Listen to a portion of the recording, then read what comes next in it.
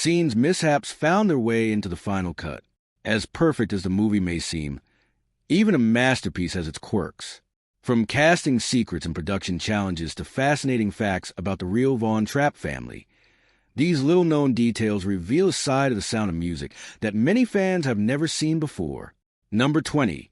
Maria had no prior experience playing guitar. Julie Andrews delivered one of the most iconic performances in film history as Maria, the spirited governess who brought music and joy back into Von Trapp household. However, before filming began, Andrews had absolutely no experience playing guitar. Since many of Maria's scenes required her to sing while accompanying herself on the instrument, she had to quickly learn the basics.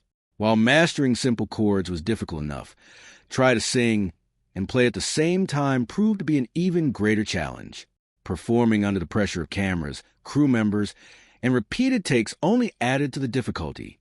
To calm her nerves before filming some of the guitar sequences, Andrews occasionally took a small sip of Austrian schnapps, a strong alcoholic beverage popular in the region. The drink helped her relax and feel more comfortable in front of the camera.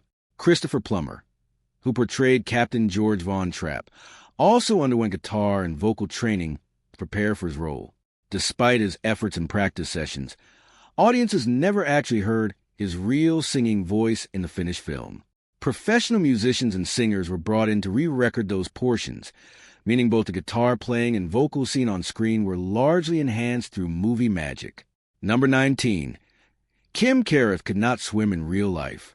One of the film's most memorable moments occurs when the Von Trapp family's rowboat tips over and everyone falls into the water. While the scene appears playful and harmless on screen, it was much more frightening in reality.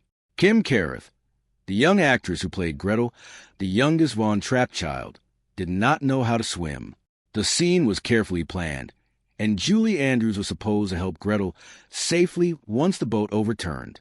Unfortunately, when the boat flipped, Andrews lost her balance and fell backward. Unable to reach the young actress immediately, Kim found herself struggling in the water. She swallowed a significant amount and became extremely distressed during filming. The situation became even more uncomfortable when she later became sick and accidentally vomited on Heather Menzies, the actress who portrayed Louisa. Fortunately, Kim recovered quickly and was unharmed, but the incident remains one of the most nerve-wracking moments experienced by the cast during production. Number 18. Christopher Plummer didn't enjoy working on the film.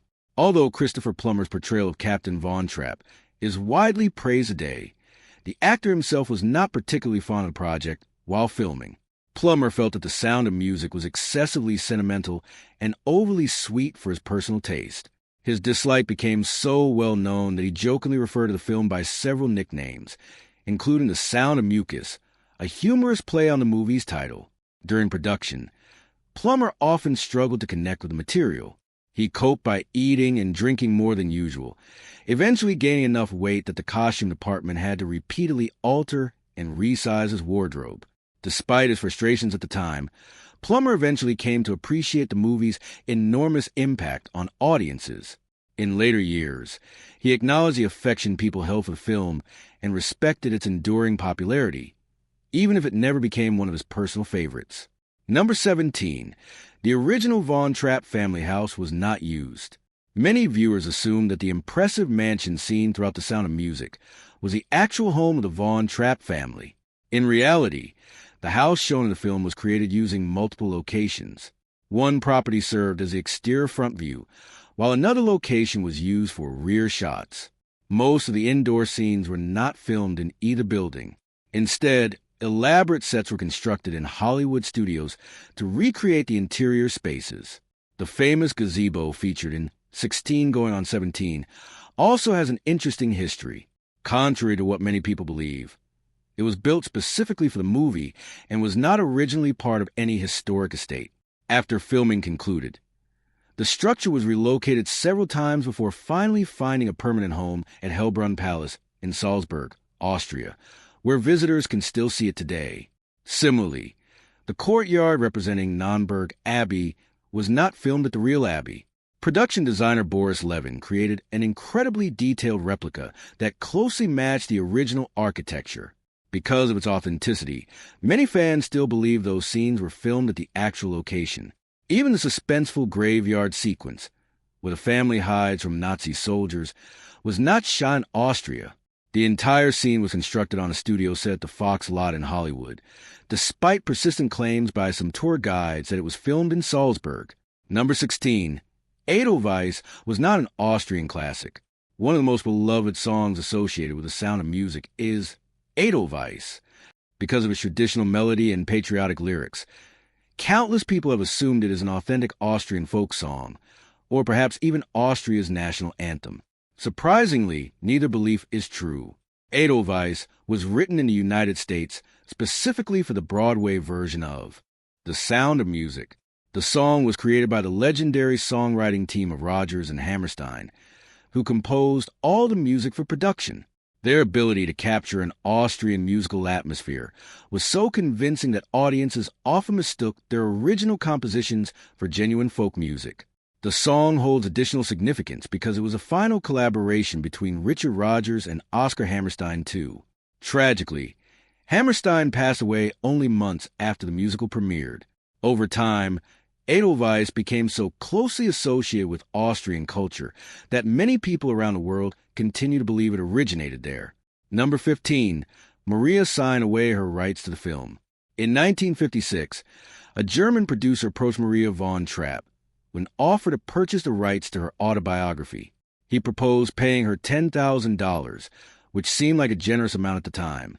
Maria asked whether she could also receive a percentage of future profits from any film adaptation.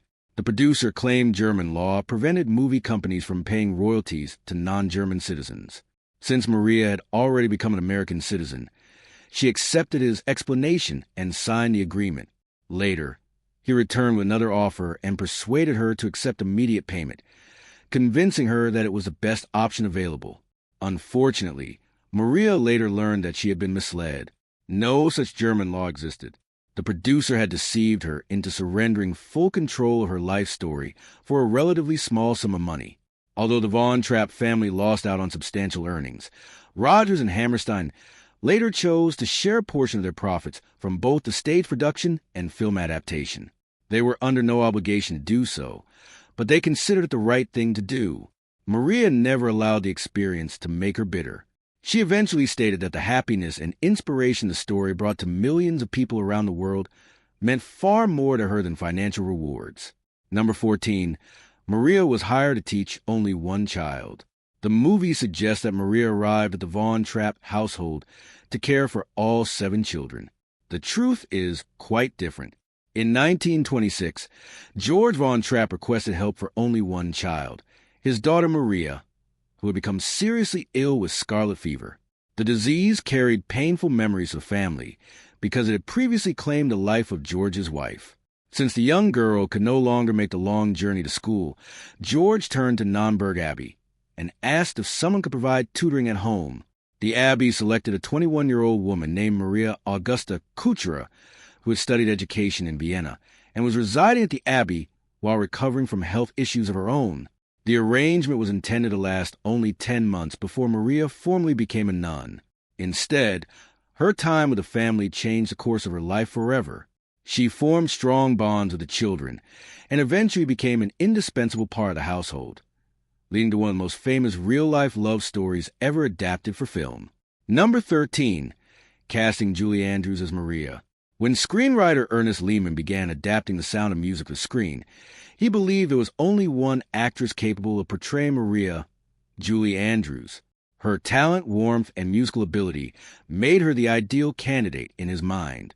Director Robert Wise initially considered other possibilities. Among his favorites were Grace Kelly, who had retired from acting after becoming Princess of Monaco, and musical star Shirley Jones. Everything changed, however, when Wise viewed early footage from Mary Poppins before its public release. The footage convinced him immediately that Andrews possessed exactly the qualities needed for Maria. Her charm, grace, and extraordinary voice made a powerful impression. Andrews herself hesitated initially because she worried the film might become overly sentimental.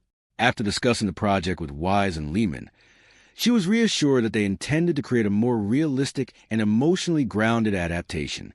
She ultimately signed with 20th Century Fox for a salary of $225,000, a substantial amount for the era. The decision proved brilliant. Her performance became legendary and remains one of the most celebrated portrayals in cinematic history. Number 12. Von Trapp was a loving father. The film presents Captain George Von Trapp as a stern and emotionally distant father who gradually softens through Maria's influence. According to the real Von Trapp family, this portrayal was one of the movie's biggest inaccuracies. While George did use a whistle system to communicate with his children and often dress them in matching sailor outfits, he was far from the cold authoritarian figure depicted on screen. The real children consistently described him as warm, generous, and affectionate. Unlike the movie version, he did not force the children to march around the house like soldiers. Family members later explained that he genuinely cared for his children and maintained a close relationship with them. Some historians have suggested that Maria herself initially struggled more with expressing affection due to her difficult upbringing. According to family accounts, George was actually the more naturally affectionate parent. Johannes von Trapp later described his father as a charming, open-hearted man who bore little resemblance to the strict military-style character audiences saw in the film. Maria reportedly attempted to persuade filmmakers to portray him more accurately, but her efforts were unsuccessful. Number 11. Father Wozner was replaced in the movie. One of the most important figures in the real Von Trapp story never appears in The Sound of Music. During the economic hardships of the Great Depression, the family lost much of their wealth after their bank collapsed. To survive financially, they began renting rooms in their large home. One of those tenants was Father Franz Wozner, a Catholic priest with a remarkable appreciation for music. After hearing the family sing, he recognized their talent immediately and became their musical director. Through years of training and guidance, he helped transform the family from enthusiastic amateurs into professional performers. Maria later credited Father Wozner with shaping the Trapp family singers into a successful musical group. He traveled extensively with them and remained an important part of their lives for many years. Despite his significance, filmmakers chose to exclude him from the story. Instead, they created the fictional character Max Detweiler, believing that a priest in such a prominent role might distract attention from Maria's journey. Number 10. Maria was portrayed as quiet. The movie version of Maria is gentle, shy, and soft-spoken. The real Maria was considerably more energetic and rebellious. Born in January 1905, she endured a difficult childhood after losing both parents at a young age. Raised by relatives, she often faced harsh treatment and developed a fiercely independent personality. While studying at a teacher's college, she embraced Catholicism and eventually entered Nonnberg Abbey. However, life inside the convent proved challenging because Maria struggled with strict rules and routines. She later admitted that she frequently caused trouble. In interviews, Maria described herself as loud, impulsive, and mischievous. She spoke when silence was required, broke dishes accidentally, ran to the courtyard, and even climbed onto the convent roof. She joked about whistling sacred chants and disrupting the peaceful atmosphere. These stories reveal a woman whose spirited personality was far closer to the energetic character audiences eventually came to love in the reserved version initially presented in the film. Number 9. Maria was unsure about marrying Captain Von Trapp.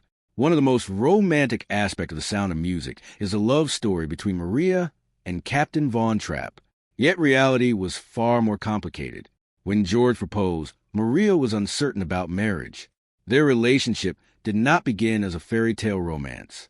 George was 25 years older than Maria and initially saw her as someone who could provide stability and care for his children. He asked her to remain with the family not merely as a governess but as a mother figure.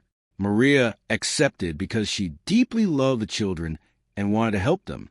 Later, she explained that she did not marry George because she was passionately in love with him at first. Instead, she married him out of devotion to the family and a belief that it was the right decision. Over time, genuine love developed between them, creating a lasting and meaningful partnership that endured for decades. Number 8. The Trapp family didn't sneak to the mountains. The dramatic ending of The Sound of Music shows the family escaping Nazi-controlled Austria by hiking through the mountains toward freedom. While it makes for a thrilling cinematic conclusion, it bears little resemblance to what actually happened. Historical records and family interviews reveal that the Von Trapps left Austria in a much less dramatic manner. Rather than sneaking through mountain passes carrying luggage and musical instruments, they simply boarded a train during the daytime. They behaved like ordinary travelers heading out on a routine trip. Their departure was carefully planned and surprisingly calm. Although the real story lacks the suspenseful imagery of the film's ending, it demonstrates the family's intelligence and resourcefulness. By avoiding attention and acting naturally, they successfully left Austria without the dangerous mountain escape that audiences remember so vividly today.